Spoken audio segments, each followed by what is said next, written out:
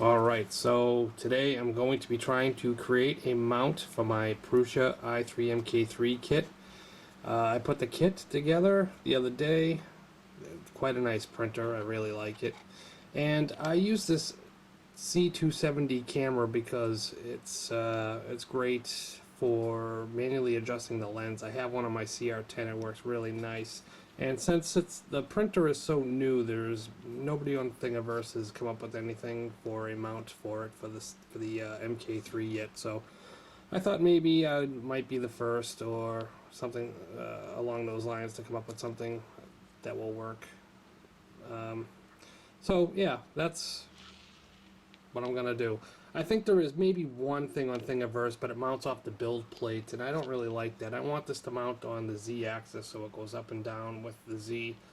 So that will be nice, so it'll always keep an eye on the print nozzle and the fans to see if there's any filaments going into the fan. Like the ZR10, it always seems like there's always some hairs going into it. But I know the Prusa has some filament sensor, fan sensors for the RPM that recognizes that. So, but I thought I would like to be able to keep an eye on it just in case, because I don't want to get filament into those fans if it ever came to that point, because those fans are probably expensive if you're getting them shipped from Prusa themselves. So, what I'm going to do is try and create a mount for this camera. And if you've worked with this camera, you know it's just a stud that goes through this hinge that mounts on the back here, and if you peel a rubber, little sticky rubber things on the end off, it'll reveal a Phillips screw that will come off of the end, and you can then drive the shaft out of this hinge to get it off. I don't want to use this because this is obviously not going to help me very much, so but this will. We have this nice little extrusion here with the hole in it, and it's basically half of a hinge here, and it's got recessed here with a radius in it. So I've been coming up with something on my software here. I've been sketching something up to try and come up with a mount, so we're going to try and print this today on the i3 MK3 and see how it comes out and see how this works. Alright, so here is the model I have mocked up. This is going to hold these two little extrusions here are going to hold the camera. There's a hole that goes right through here. One hole is larger than the other. This hole is a clearance hole, and this is more of an interference hole. So there's going to be a M3 screw that goes through here, and if you bought the kit version of the MK3, you'll get a bunch of extra hardware, and one of those screws will work in here. I'm not sure if the pre-assembled version comes with all that, but any M3 screw would work. That would catch the second hole. So yeah, basically I got a little hole here. It's kind of partial decoration and partial function. You can throw a zip tie if you want to hang the wire off the back of this. You can zip tie through here and maybe up through around this if you want. I didn't actually need to zip tie this. I think the motor has some spiral wrap on it that we might be able to integrate into it. So basically this mounts on the motor on the extruder axis, and it goes up and down with the Z axis. So I think this is going to work out nice. There's a single hole that's going to mount to the motor that's existing, that's free on that stepper motor. So throw a little bit of Loctite blue on there and just crank this thing in. It should be fine. I don't think it's going to rotate much. If it did come loose, you possibly could rotate this piece onto maybe the belt a little bit, but I don't think it's going to come loose if you get a little bit of Loctite in there. Even without it, I don't think it would come loose. This is pretty I don't think that's going to happen, but it could. So anyways, there's an extrusion here that basically connects this bracket part that fastens to the motor all the way out to here. Kind of gives it a little bit more rigidity. I don't think it's going to need it, but it might during some vibration, so I don't want this thing flapping around at all. So I threw that in there, and it's also got the piece going right to there. So I think this is going to work out nice. It's all flat on one side, so it should mount up to the stepper motor and look pretty decent. So let's throw this on the MK3 and see how she does printing it. Okay, so I'm down here with the Prusa and printing out the part we just designed. Looks pretty good. I'll tell you, this printer is very nice. It does a very good job, very good design. I'm very happy with this. I just wish I could have the PEI sheets that it was supposed to come with. I really wanted that textured layer. But still a good printer overall. I really like it. And over here I got my CR10 printing another part for another project, which you'll be seeing soon. But it's doing that does a pretty good job too. I can't complain about the CR10S. This is a very nice printer. I did some mods to it. I did put a mirrored tile on there with a PEI sheet, so I have two printers now that both have PEI sheets, which are very nice to have for printing on.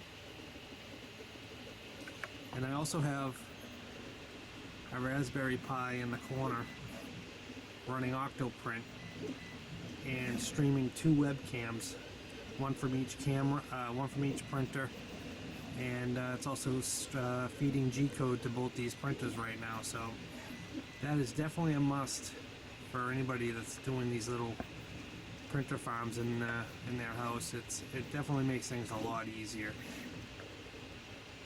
So yeah, no, I really like it. I mean, I've only done a few prints on this so far, but from what I've seen out of this thing, right off the bat, it's unbelievable. The mesh leveling is something that I wish I had on the CR10S, because it just makes things a lot easier when you're trying to set up the printer. I mean, I don't mind. Once you get the CR10 pretty much leveled up, it's pretty ready to rock and roll. I mean, unless you do something drastic like move the printer or something. I mean, I set these leveling feet, leveling controls on the bottom there once a week or so, just to see where it's at. But it still prints pretty good. So alright, we'll come back when print for this camera mount is done. Alright, so the print is done. It looks very good. And this is the best thing I like about this printer. You basically take off the build sheet, flex it, part comes right off. And I'll tell you, did a pretty good job. There's some adjustments I could make, maybe on the first layer, but overall it looks pretty good. Now what you'll have to do is you'll have to clean out these holes here, because there's some supports in there. So I'm going to clean this up and I'll be back. Okay, so I've actually taken the camera and loomed it in with the stepper motor here, and it's going to mount right about here. So the only spare parts you're going to need is I believe this is a 10mm length, and I think this might be a 40 in the spare parts bag. So I'm going to see if we can mount this up. So this is designed, like I said, to go through cleanly on one and then have an interference in the other so you can thread it in.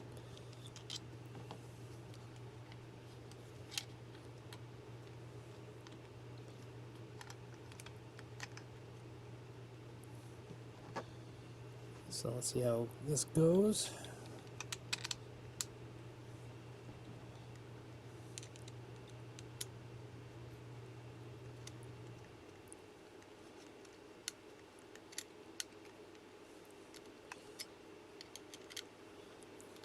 Nice fit.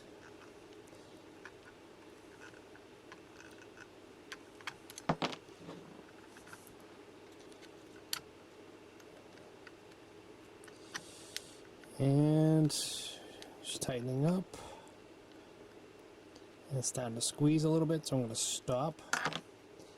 Wow, yeah, it's got some nice adjustment there.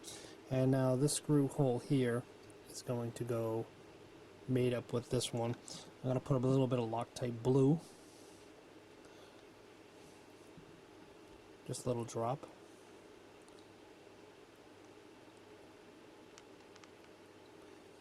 Just a little on the thread.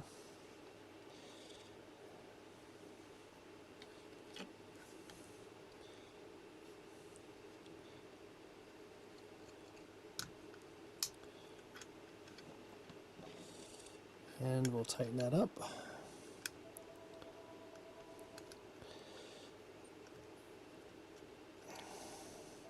And I'm using an Allen wrench from the kit too. So I'm just going to line this up, get it straight.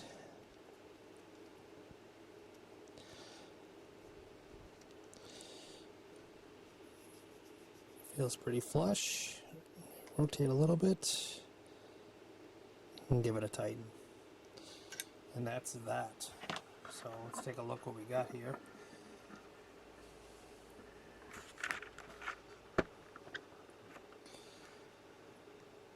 So now you can adjust the camera up and down a little bit. And